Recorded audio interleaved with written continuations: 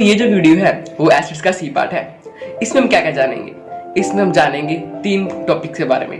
पहला है what is common in all acids, यानी कि फ्रेंड्स ऐसा क्या है जो सभी एसिड्स में पाया जाता है, यानी कि सभी एसिड्स में कॉमन चीज क्या है। और दूसरा टॉपिक है all hydrogen containing compounds are not acids, कि जो जिन कंपाउंड्स में हाइड्रोजन है ना, जरूरी नहीं कि वो भी एसिड्स हों। ऐसा भी हो सकता है कि जो हाइड्रोजन कंटेनिंग कंपाउंड्स है वो एसिड्स ना हो। और तीसरा टॉपिक है कि acids not show acidic behaviour in the absence of water, यानी कि फ्रेंड्स जो एसिड्स है ना वो एसिडिक बिहेवियर को शो नहीं करते अगर वाटर की प्रेजेंस ना हो तो। मुझे पता है कि जो ये तीनों टॉपिक हैं अभी तक आपको पूरा क्लियर नहीं हुआ होगा, बट मैं गारंटी दे सकता हूँ कि ये वीडियो के खत्म होने तक आपको ये तीनों टॉपिक डिटेल में समझ आ जाएंगे। तो चलिए शुरू करते हैं।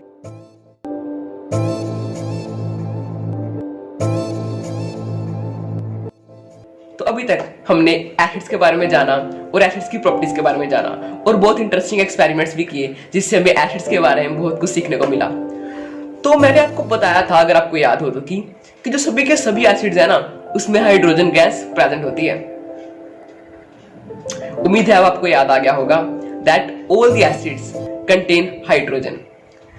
और इसके रिलेटेड एक और बात भी आपको अभी मैं बताता हूं कि जो सभी के सभी एसिड्स है ना उसमें हाइड्रोजन आयंस भी प्रेजेंट होते हैं, यानी कि all the acids contain hydrogen ions. और होता क्या फ्रेंड्स, जब हम वाटर लेते हैं ना और जब हम एसिड को वाटर में ऐड करते हैं तब होता क्या है कि जैसे ही एसिड वाटर में जाता है तो जो उसका हाइड्रोजन आयन था वो वाटर के साथ कांटेक्ट में आने पर हाइड्रोजन एक्वस आयन बनाता है, यानी कि H पॉजिटिव आयंस तो पहले ही थे।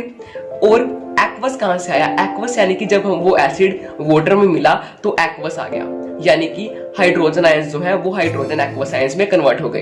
तो इससे हमें एसिड्स की एक और डेफिनेशन जानने को मिली। वो डेफिनेशन ये है कि एसिड्स डिसोसिएट्स और ionises on dissolving in water to produce hydrogen ions, यानी कि फ्रेंड्स जो एसिड्स है ना वो डिसोसिएट करते हैं या आयोनाइज होते हैं। मींस कि जो एसिड्स है ना वो टूट जाते हैं जब हम उन्हें पानी में ऐड करते हैं। किस में टूट जाते हैं? वो टूट जाते हैं हाइड्रोजन आयंस की फॉर्म में। अभी मैं आपको एक एग्जांपल देता हूं। मान लो HCl एसिड है, उसको हमने वाटर के साथ ऐड किया, यानी कि हमने एसिड को वाटर में डाला तो हमारे पास हाइड्रोजन आयंस आए और क्लोरीन के आयंस आए। अब जो ये हाइड्रोजन आयंस आए वो कहां से आए?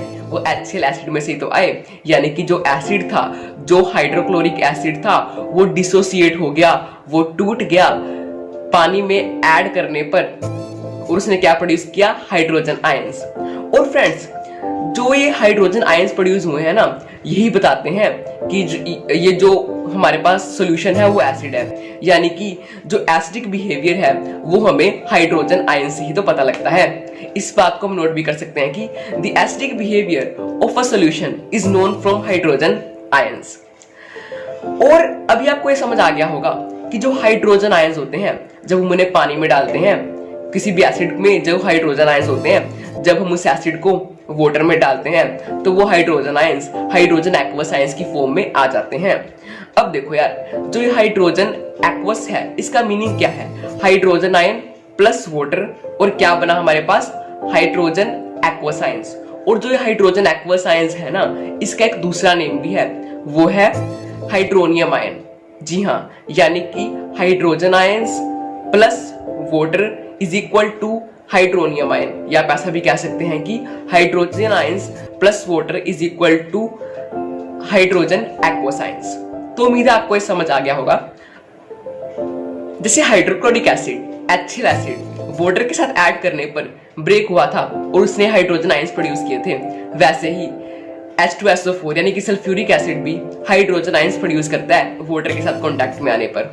और नाइट्रिक एसिड का भी सेम केस है, और एसिटिक एसिड भी सेम तरह से बिहेव करता है। इससे हमें ये पता लगता है कि अगर ये हाइड्रोजन आयंस प्रोड्यूस कर रहे हैं तो इसका मतलब ये सभी के सभी एसिड्स हैं, because acidic behaviour of a solution is known from its hydrogen ions.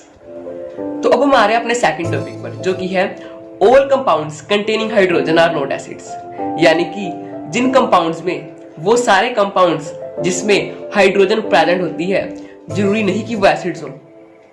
आपको ये क्या कि पहले तो मैंने ये बताया था कि जो सारे के सारे कंपाउंड्स हैं वो उनमें हाइड्रोजन होती है, बट यार फोकस करो, अब मैं कह रहा हूं कि जो सभी के सभी कंपाउंड्स हैं जिनमें हाइड्रोजन है, जरूरी नहीं कि वो एसिड्स हो। आई नो आप थोड़े से कंफ्यूज हो गए होगे, बट ये एक्सपेरिमेंट करने के बाद आपको ये सब कुछ क्लियर हो जाएगा, क्योंकि जो भी चीज नहीं समझ आती है हम उसके लिए क्या करते हैं, एक्सपेरिमेंट। तो चलो हम एक एक्सपेरिमेंट करते हैं। सबसे पहले हम क्या करेंगे, सबसे पहले हम एक बीकर को ले लेंगे। बीकर लेने के बाद हम उसमें एक कोर को डालेंगे, रबर कोर को, और उसके साथ 2 आयरन नेल्स को अटैच कर देंगे। और उसके बाद जो आयरन नेल है ना, उसको हम एक स्विच के साथ अटैच कर देंगे, ऑन ऑफ स्विच के साथ। और उसके बाद उसकी वायर्स अटैच हो जाएंगी बैटरी के साथ, और जो बैटरी की वायर्स है वो अटैच हो जाएंगी बल्ब के साथ, और जो बल्ब है वो फाइनली दूसरे नेल के साथ अटैच हो जाएगा। अभी आप देख सकते हो कि हमारे जो बीकर है उसमें कोई भी सॉल्यूशन नहीं है, उसमें हमने कुछ भी नहीं डाला, वो खाली का खाली है। और जो ये रबर कोर्क है ना, वो एक इंसुलेटर है, जैसे कि वुड हो गया या प्लास्टिक हो गया, इनके बीच में से ना करंट पास नहीं कर सकता। और जो ये रबर कोर्क है ये भी एक इंसुलेटर है, इसमें से करंट पास नहीं कर सकता। और अगर हम अभी स्विच को ऑन कर देंगे ना, तब भी क्या होगा कि ये जो हमारा बल्ब है वो ग्लो नहीं करेगा। क्यों नहीं ग्लो किया? बिकॉज जो ये पहला आयन नेल है और जो ये दूसरा नेल है उनके बीच में स्पेस है, और उस स्पेस में क्या आया हुआ है, रबर। इसलिए जो अगर करंट है ना वो पास ही नहीं हो पाएगा रबर कोर्क में से।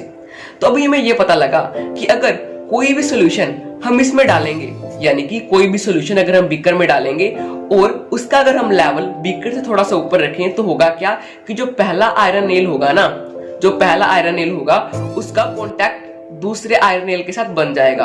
बिकॉज मैंने बताया कि मैंने आपको पहले बताया था, अगर आपको याद हो, कि जो सभी के सभी एसिड्स होते हैं वो इलेक्ट्रिसिटी को कंडक्ट करते हैं। उम्मीद है आपको याद आ गया होगा। तो अगर इसमें हमने कोई एसिड को डाला तो होगा क्या कि जो बैटरी से करंट फ्लो कर रहा है वो एक आयन से दूसरे, एक नेल से दूसरे नेल में चला जाएगा, और फाइनली हमारा सर्किट कंप्लीट हो जाएगा और बल्ब ग्लो कर जाएगा। यानी कि हमें कोई ऐसी चीज चाहिए, यानी कि हमें कोई ऐसा सॉल्यूशन चाहिए जो बल्ब को ग्लो कर दे, और जिसने बल्ब को ग्लो कर दिया वो कोई ना कोई एसिड होगा, बिकॉज एसिड्स कंडक्ट इलेक्ट्रिसिटी। तो हम इस एक्सपेरिमेंट में 4 एसिड्स को लेंगे। पहला होगा HCl एसिड, दूसरा सल्फ्यूरिक एसिड, तीसरा ग्लूकोज का सॉल्यूशन जिसका फॉर्मूला होता है C6H12O6, और चौथा एसिड होगा अल्कोहल का सॉल्यूशन। तो इसका फॉर्मूला है C2H5OH। अभी देखो यार, जो हमारे पास ये चारों के चारों सॉल्यूशन कह लो या एसिड्स कह लो, ये जो चारों के चारों हमारे पास सॉल्यूशंस है ना, ये क्या है, ये ऑल हाइड्रोजन कंटेनिंग कंपाउंड्स हैं। मैं इन्हें ना एसिड कह रहा हूँ ना एक बार सॉल्यूशन कह रहा हूँ, मैं इन्हें क्या कह रहा हूँ, मैं इन्हें कंपाउंड्स कह रहा हूँ। कि जो चारों के चारों कंपाउंड्स है ना, इसमें क्या है, इनमें हाइड्रोजन प्रेजेंट है। और हमने यही देखना है ना कि जो कंपाउंड्स होते हैं अगर उसमें हाइड्रोजन हो तो वो एसिड होगा या नहीं होगा। तो चलो यार हम इस एक्सपेरिमेंट को स्टार्ट करते हैं। हम सबसे पहले क्या करेंगे कि जो हमारा बीकर है उसमें हम HCl एसिड को ऐड करेंगे। जैसे ही हम उसमें HCl एसिड को डालेंगे, देखेंगे कि जो बल्ब है वो ग्लो कर गया। बल्ब ग्लो कर गया, इसका मतलब क्या हुआ? इसका मतलब ये हुआ कि जो आयंस थे, जो इलेक्ट्रॉन्स थे, वो एक नेल से दूसरे नेल में पास हो गए। और ऐसा कौन कर सकता है? ऐसा कर सकता है हमारा एसिडिक सॉल्यूशन। यानी कि मैं कह सकता हूं कि जो HCl एसिड है वो एक एसिड है। ऐसा मैंने क्यों कहा? क्योंकि एसिड में से इलेक्ट्रिसिटी पास हो सकती है, और जो HCl एसिड है वो हाइड्रोजन कंटेनिंग कंपाउंड भी है और वो एक एसिड भी है। अब हम दूसरा एसिड लेते हैं जो है सल्फ्यूरिक एसिड। अब इस एसिड को हमने जैसे ही बीकर में डाला तो हुआ क्या कि जो बल्ब है वो दोबारा ग्लो कर गया।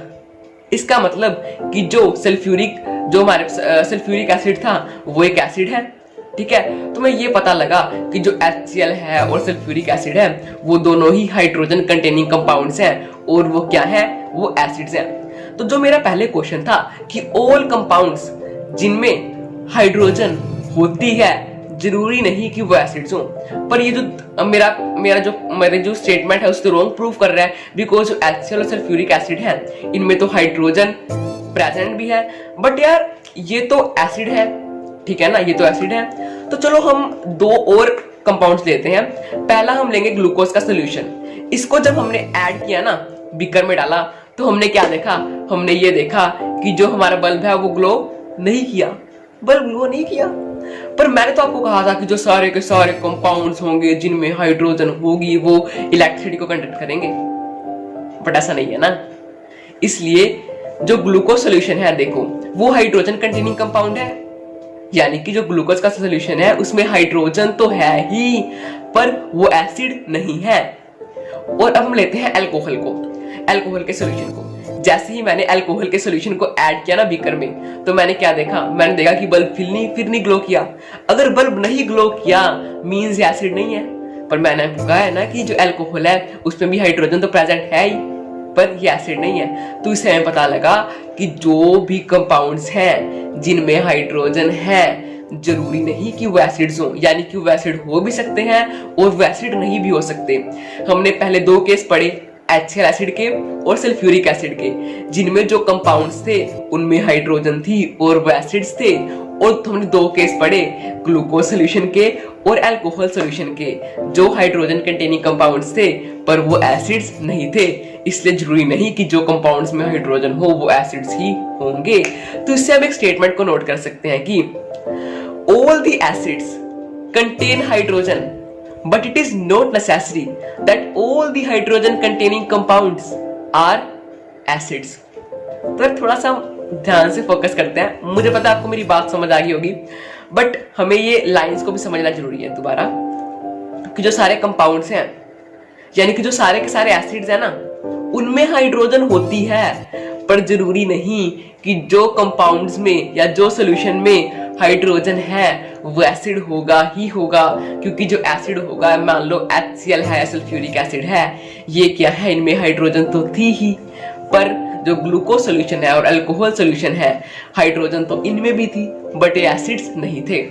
उम्मीद है जो मैं कहना चाह रहा हूँ वो आपको समझ आ रहा है। तो अब हम जानेंगे हमारे थर्ड टॉपिक के बारे में, और जो तीसरा टॉपिक हम पढ़ने जा रहे हैं वो ये है कि acids not show acidic behaviour in the absence of water. यानी कि फ्रेंड्स जो एसिड्स है ना वो अपने एसिडिक बिहेवियर को शो नहीं करेंगे अगर वाटर नहीं होगा तो। अब समझो यार इस चीज को, कि मैंने आपको पहले एग्जांपल दी थी हाइड्रोक्लोरिक एसिड की, जिसको हम वाटर में ऐड करते थे, यानी कि HCl plus water gives hydrogen ions plus chlorine ions. तो इस बात को समझो कि जो एसिड है, जो HCl सॉल्यूशन या कह सकते हो HCl एसिड जो हमारे पास है, वो अपने एसिडिक बिहेवियर को शो नहीं करेगा अगर वाटर नहीं होगा तो। अगर वाटर नहीं होगा तो यानी कि अगर वाटर नहीं होगा तो हमारे पास हाइड्रोजन आयंस नहीं बनेंगे, और अगर हाइड्रोजन आयंस नहीं बने तो वो अपना एसिडिक बिहेवियर शो नहीं करेगा। और एसिडिक बिहेवियर को शो करने के लिए हमारे पास हाइड्रोजन आयंस तो चाहिए ही चाहिए। जैसे आपको पता चल गया कि जो सॉल्यूशंस वगैरह हैं वो प्रोड्यूस करते हैं hydrogen ions in presence of water. So इसे हम नोट कर लेते हैं कि the acids produce hydrogen aqueous ions in the presence of water. तो चलो इसको और इंटरेस्टिंग वे से जानने के लिए हम एक एक्सपेरिमेंट करते हैं। सबसे पहले हम एक टेस्ट ट्यूब लेंगे, उस टेस्ट ट्यूब में हमने NaCl डाल लिया, यानी कि हमने सोल्ट डाल लिया, और हमने दूसरी टेस्ट ट्यूब ली। दूसरी टेस्ट ट्यूब में हमने सल्फ्यूरिक एसिड यानी कि H2SO4 को ऐड कर लिया, और हमने जो सल्फ्यूरिक एसिड था उसको हमने NaCl वाले सॉल्यूशन में ऐड कर दिया। और जब ये दोनों सॉल्यूशन यानी कि NaCl और हाइड्रोक्लोरिक एसिड, NaCl और सल्फ्यूरिक एसिड जब हमारे पास ऐड हो गए, तो हमारे पास जो टेस्ट ट्यूब थी उसको हमने कोर्क के साथ बंद कर दिया, और उसके साथ हमने एक ग्लास लिबरी ट्यूब अटैच कर दी। और हमने देखा कि होगा क्या, कि यहाँ पर HCl गैस प्रोड्यूस होना शुरू हो जाएगी, और जैसे ये गैस बनेगी वो ग्लास लिबरी ट्यूब से बाहर आ जाएगी। और अगर आपको याद हो तो मैंने आपको ये बताया था कि जो एसिड्स होते हैं वो ब्लू लिटमस पेपर को रेड लिटमस पेपर में कन्वर्ट करते हैं। आई होप आपको याद आ गया होगा। तो अगर जो ये HCl है, अगर ये एसिड हुआ तो ये ब्लू लिटमस पेपर को रेड लिटमस पेपर में कन्वर्ट कर देगा। तो हमने क्या किया कि जब हमारे पास HCl गैस निकली उसको हमने पहले वहां पर ब्लू लिटमस पेपर रखा, पर हमने देखा कि जो ब्लू लिटमस पेपर तो ब्लू ही रह गया, वो रेड हुआ ही नहीं। अब ऐसा क्यों यार, कि जो HCl है उसने तो ब्लू लिटमस पेपर को रेड में कन्वर्ट करना था, पर वो रेड में कन्वर्ट ही नहीं हुआ। ये ऐसा इसलिए हुआ क्योंकि जो HCl क्या है वो गैस है, यानी कि हम ब्रैकेट में लिखेंगे G, वो गैस है, पर HCl एक्वस नहीं है, यानी कि वो कोई सोल्यूशन नहीं है, यानी कि हम उसके ब्रैकेट में AQ यानी कि एक्वस नहीं लिख सकते।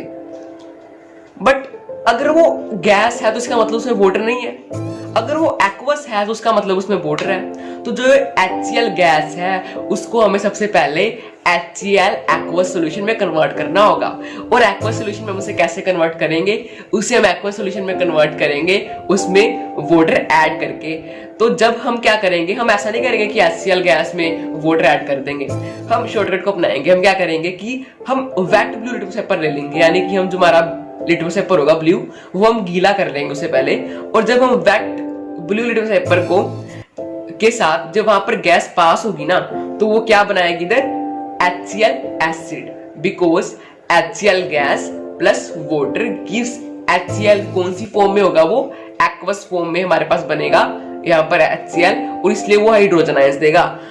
और अगर वो हाइड्रोजन आयंस दे रहा है तो वो एसिड है, तो वो क्या करेगा, वो ब्लू लिटमस पेपर को रेड में कन्वर्ट कर देगा।